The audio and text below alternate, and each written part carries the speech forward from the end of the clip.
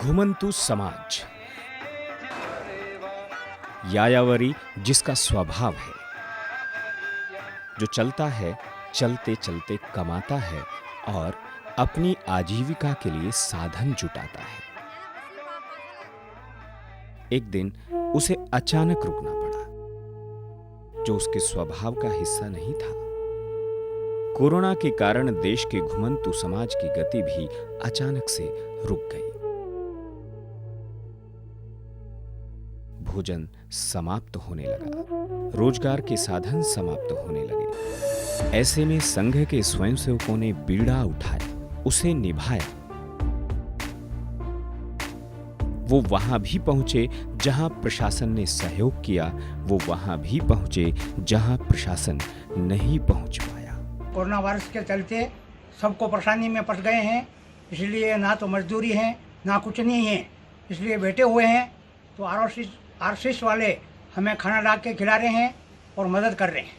हमारे यहाँ पे तो अभी तक सरकार वालों की तरफ से तो सर अभी तक कुछ नहीं आया। घोर अंधेरे में डूबे गरीब लोगों के लिए भी ये उम्मीद बाकी थी, जिसे पूरा किया गया। भोजन की व्यवस्था भी की गई।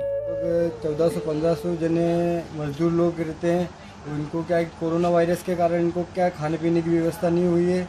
इसी कारण आरएसएस वालों ने काफ़ी मदद की है। यहाँ रोज हमेशा खाना बांटने के लिए सुबह शाम आते हैं। राजस्थान के प्रतापगढ़ में स्वयंसेवकों ने घुमंतु समाज के लोगों के घर घर जाकर जागरूकता अभियान चलाया।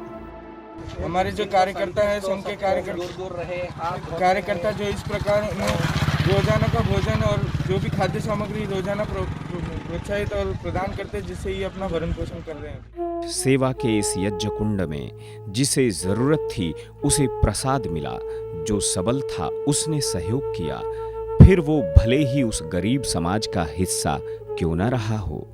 200 पैकेट है, 200 में तेल है, आटा है, लून है, मिर्च है, इसमें 5 किलो की थैली आटे की, सब शक्कर है, चावल है सर, मिर्ची है, और तेल ये है, सब कुछ है। मैं समझी अम्मी गरीब आदमी है और जरूरत पड़ेंगे ताकि और सेवा करेंगे। मेहनत मजदूरी करके अपने परिवार को पालते हैं। अभी पैसा है हमारे पास, पर राशन समाप्त हो गया है तो आपसे लेना पड़ेगा। लेकिन आपने यदि कहाँ से लाए हैं, सरकार का है क्या? जब उनको ये पता लगा कि ये सरकार की योजना नहीं, समाज के लोगों ने ही आपको अपना भाई बंद मान करके पहुँचाया है, तो उन्होंने कहा कि आप कल आइए। और 2 दिन बाद हमको दोबारा जब बुलाया तो उन्होंने कहा हम भी समाज के अंग है, तो हमसे भी जो कोई गरीब होंगे उनको आप सहायता कीजिए। और एक ही बस्ती के अंदर उन्होंने 51,000 रुपया गाड़िया लोहार लोगों ने इकट्ठा करके सेवा भारती को दिया। ये हमारे लिए भी वास्तव में गर्व करने की बात थी। सेवा और सहयोग के मामले में इस समाज की महिलाओं के तेवर भी देखने लायक थे। अरे हमारे को थोड़ा बहुत 2 रोटी खाने के मिल रही है, तो 2 नहीं खाएंगे, 1 रोटी खाएंगे, एक दूसरों को बांट के खाएंगे। जयपुर के सांगानेर में दिखा घुमंतु समाज का गौरव। घुमंतु समाज ने की पड़ोसी गांव के लोगों की सहायता। घुमंतु समाज ने अलवर में ठेला बनाकर दिया आजीविका का उपहार। अलवर में ही कंजर समाज को दिया मूर्ति बनाने का प्रशिक्षण। भरतपुर जिले के सीकरी में बेटी का विवाह संपन्न कराया। बाड़मेर में शवों को घर तक पहुंचाने के लिए एम्बुलेंस की व्यवस्था की। अकेले राजस्थान में 5 लाख भोजन पैकेट्स और 52,000 से ज्यादा राशन किट बांटी गई।